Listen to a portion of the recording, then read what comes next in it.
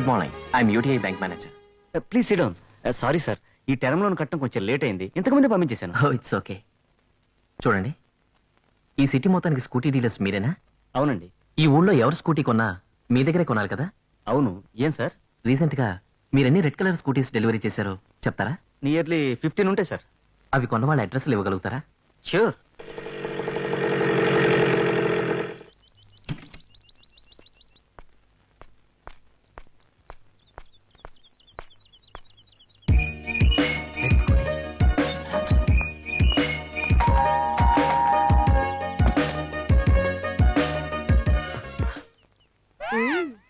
Hello. ఏ area? పాలకం చూస్తుంటే west గోదావరిలా ఉంది. మంచినీళ్ళ మజ్జిగ పుచ్చుకుంటావా? అది కాదండి, అక్కడ ఆ స్కూటీ ఉంది చూడండి. ఆ స్కూటీ రోడ్డు మీదే చూసేసుకున్నావా? ఆ స్కూటీయే కాదు, మా దగ్గర చాలా బళ్ళున్నాయి. Honda, Suzuki, Luna, Rajdoot. అయ్యో బాబోయ్, ఏదో రాంగ్ అడ్రస్కి వచ్చాను.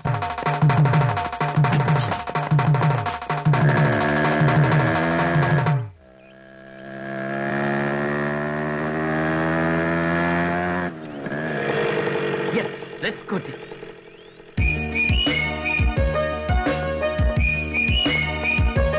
Miss Soundarya.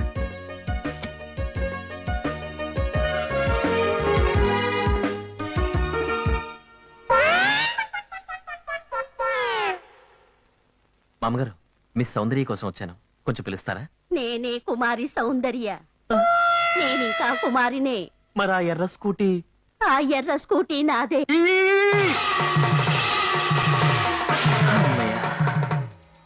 Red scooty, same address. ఏమండి? అమ్మో, ఒక చోట ఓవర్ కేసు, ఇంకో చోట ఓల్డ్ కేసు. ఇక్కడేమవుతుందో. ఈ స్కూటీ మాత్రం సేమ్ ఆ స్కూటీ లాగే ఉంది. డెఫినెట్ గా ఆ మైదా అయి ఉంటుంది. వీడెవడు? ఇందాకటి నుంచి కాలికి పెవికోలు రాసుకున్నట్టుగా అక్కడే సెటిల్ అయిపోయాడు. ఒకవేళ విదేశీ శత్రు కూడా చేరా? గోడచారా వరదాచారా? ఆ ఫేస్ చూస్తే పేపర్ లో హెడ్ లైన్స్ వేసినట్టు క్లియర్ గా తెలియటల్లా. వీడు ఖచ్చితంగా స్కూటర్ దొంగ.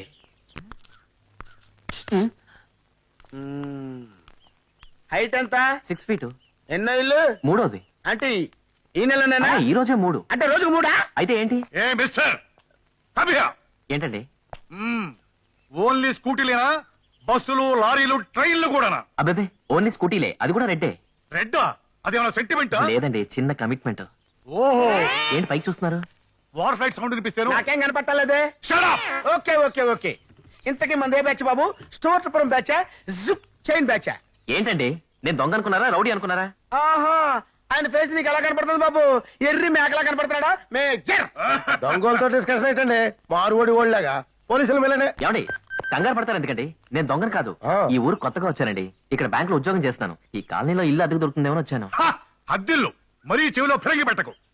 నువ్వు అద్దింటి కోసం వచ్చావు, ఈ స్కూటీ దొంగతనం కోసం వచ్చావు తెలుస్తాను. పద అదరా?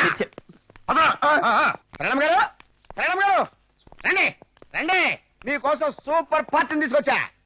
సౌండ్ బాగాలేదు. అద్దె కోసం పార్టీ తెచ్చాం. ఏమప్పా అందరూ దండి దండిగా వచ్చినారు? సారీ జహాసే అచ్చా. అమ్మా సరళమ్మ తల్లి, ప్రోగ్రామ్ పెట్టుకుని మరీ తెలుగుని కూని చేయొద్దు. ఇతను మీ ఇంట్లో అద్దె తీయడానికి వచ్చాడు. అద్దె అతనితోనే మాట్లాడుకోండి. చూడప్పా, నా ఇల్లు చాలా శుభ్రంగా వేలాడుతుంది. చాలా మంది అద్దెకెత్తుతామని వచ్చినారు. నాకే పార్టీ నచ్చక ఎత్తనివ్వలేదు. ఈ నెత్తాడు ఎత్తకపోతే దొంగే. అద్దె 3500, కరెంటుకు 400, బాత్రూముకు 100, కేబుల్ టీవీకి 600, మొత్తం అంతదా. ఇష్టం ఉంటే ఎత్తుకో. అబ్బాబే, ఓవర్ రేటు, ఓల్డ్ టైపు నాకు వర్కౌట్ అవుతండి. అయితే నువ్వు దొంగే. అబ్బా, ఇదెక్కడ కూడా అండి బాబు. నాకు ఇల్లు నచ్చలేదు, ఈవిడ రేటు నచ్చలేదు, నేను దిగనండి. పోనీ మా ఇంట్లో దిగండి. మొత్తం అద్దె ఆయన కట్టుకోలేకపోతున్నారు. మీరు సగం కట్టుకుంటే ఆయనకి తేలిగ్గా ఉంటుంది, నాకు తోడుగా ఉంటుంది. నీ ఊపిడి ఆపి సరిగ్గా నిలబడు. కొత్తోడు కనపడితే చాలు పులసలాగా ఎదురు వచ్చేస్తావు. మీకు తేలిగ్గా ఉంటుందని.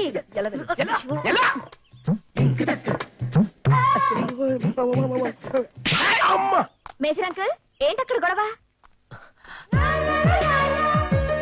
ఏమి లేదమ్మా, దొంగ అక్కడ అమ్మాయి ఆ ఇంట్లో ఆ ఇల్లు అమ్మాయిద్దా అక్కడదా అద్దెకు పుడుస్తుంది. నువ్వు దొంగిలించబోయిన స్కూటీ కూడా ఆ అమ్మాయిదే. ఆ అమ్మాయి సాధు జంతు కనుక ఏమీ చేయదు. మేమైతే ఏమైందమ్మా? ఇప్పుడు మీకేం కావాలి? నేను ఇక్కడ అద్దెకి దిగాలి అంతే కదా? దిగాను అనుకోండి, వస్తానమ్మా. నాకు ఈ ఇల్లు ఓకే, అద్దె ఎంతైనా పర్వాలేదు. అదే కాక మీ అందరినీ చూస్తుంటే చనిపోయిన నా చుట్టాలు గుర్తుకొస్తున్నారు. నువ్వెవరు బాబు ఇలా కూర్చో? నా పేరు సూది బాబు. నేను వీళ్ళ అబ్బాయిని. ప్రతిరోజు నాకు చాక్లెట్ ఇవ్వాలి, లేదంటే ఇలానే గుచ్చుతా. ఇలా ఈ విచిత్ర పాత్రల మధ్య యంగ్ బ్యాంకు మేనేజర్ కాలనీలో సెటిల్ అయ్యాడు. అమ్మయ్యా, తండ్రి వెంకటేశ్వర, ఎన్నాళ్లకి వీడి మనసు పెళ్లి వైపు మళ్ళింది. ఆ అమ్మాయికి కూడా వీడు నచ్చి ఆ మూడు ముళ్ళు పడేలా చూడు. ఏంటి బజార్కి వచ్చి భజన చేస్తున్నావు? ఇంత చక్కగా గంట వాయిస్తూ ఇలా తెల్లారి జాము పూజ నువ్వు ఎప్పుడైనా చేసావా? అసలు తెల్లవారుజామున పూజ ఏంటి? నన్ను ఎప్పుడు పూజ చేయనిచ్చి వచ్చావు నువ్వు? ఒక్కసారి దండం పెట్టుకొస్తాను. సర్లే, వెళ్ళు. ఆ. ఎక్కడికి? లోపలికి వెళ్ళు. వెళ్ళు, లోపలికి. లోపలికి వెళ్ళు. ఏంటి నిన్న వచ్చాడో లేదో టోటల్ గా కాలనీ పొద్దున్నే గాయత్రి సుప్రభాతం అలవాటు. మీకేం అభ్యంతరం లేదుగా? రొంబ మంచిదప్ప. గోవిందం భజ గోవిందం ఆహా, గోవిందం. ఈ పిల్లకాయకి నా చెల్లెలు సుభద్రనిచ్చి కళ్యాణం పూడిస్తే రొంబ నల్లా இருக்குமே.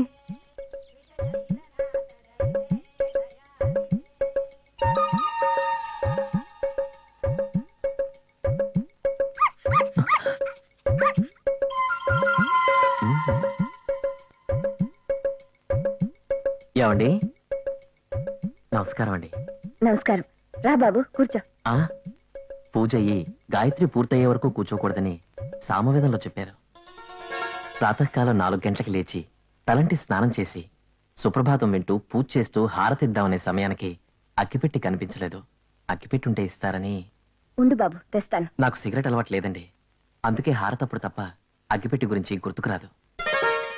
సిగరెటే కాదండి, నాకే చెడ్డ అలవాటు లేకుండా ఋష్యశృంగుళ్లా పెంచింది మా బామ్మ. నాకు అక్క చెల్లెళ్ళు అన్నదమ్ములు ఎవరూ లేరండి. నా పేరు నవనీతరావు. అందరూ నన్ను ముద్దుగా నవీన్ అంటారు.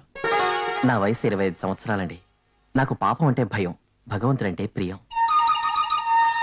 నాకు యూనివర్సిటీ గోల్డ్ మెడల్ ఇచ్చింది, యూటీఐ బ్యాంక్ ఉద్యోగం ఇచ్చింది. నా జీతం 6,000 అండి. నాకింకా పెళ్లి కాలేదండి. ఎన్నో సంబంధాలు వస్తున్నాయండి. అగ్గిపెట్టె. నాకెందుకండి అగ్గిపెట్టి? మీరు వచ్చింది దీనికోసమే కదా?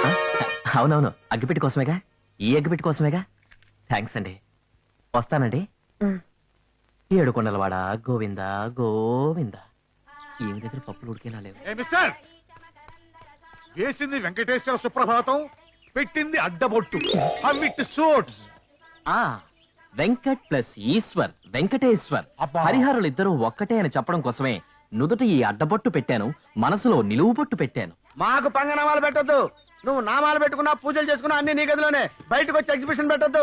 ఫ్యామిలీలు షేక్ అవుతున్నాయి. చేత కాకపోతే మరి ఏమైనా షేక్ అవుతాయి. ఏంటంటే పక్క కాలనీలో దోబిని ట్రై చేస్తున్నారంట. 3 రోజులు లేట్ అయినా 6 రూపాయలు ఎక్కువైనా నా దగ్గరే బట్టలు ఇయ్యాలా. బొత్త ఊడిపోయినా బొక్కడిపోయినా సౌటింగ్ చేయకూడదు. ఇంప్లైన్ చేసి ఇల్లు ఖాళీ చేయించాం. ఇదిగా అంతేకాదు, కాలనీలోకి నువ్వు ఎంటర్ అయ్యేటప్పుడు జుట్టు సరిపేసుకుని చొక్కా చింపేసుకుని పిచ్చి చూపులు చూసుకుంటూ నీ రూమ్ లో నువ్వు వెళ్ళిపోవాలి. వై? అంటే నా పెళ్ళం వీక్నెస్ మీకు తెలుసు కదండి. ఇది చూడగానే భయం చేసుకుని బయటకు వచ్చేస్తుంది. ఏ మిస్టర్, నువ్వు ఇలా నా పర్మిషన్ లేకుండా ఈ కాలనీలో ఏంటో చూడడానికి వీల్లేదు. నా సంగతి నీకు బాగా తెలియదేమో. ఒకసారి నేను వారిలో బాంబు వేస్తే అది పెరగపోతే ఈ ఒంటి చేత్తో 100 మందిని గుద్ది చంపాను. వంటోళ్ళు వార్ఫీల్డ్కి వెళ్ళరు కదండి. No. మిలిటరీలో మీరు వంటోళ్ళు కదా. మిలిటరీలో నేను వంటవాడిని వీడికి రాలికైందబ్బా. మందు కొట్టి మీరే చెప్పారు కదండి.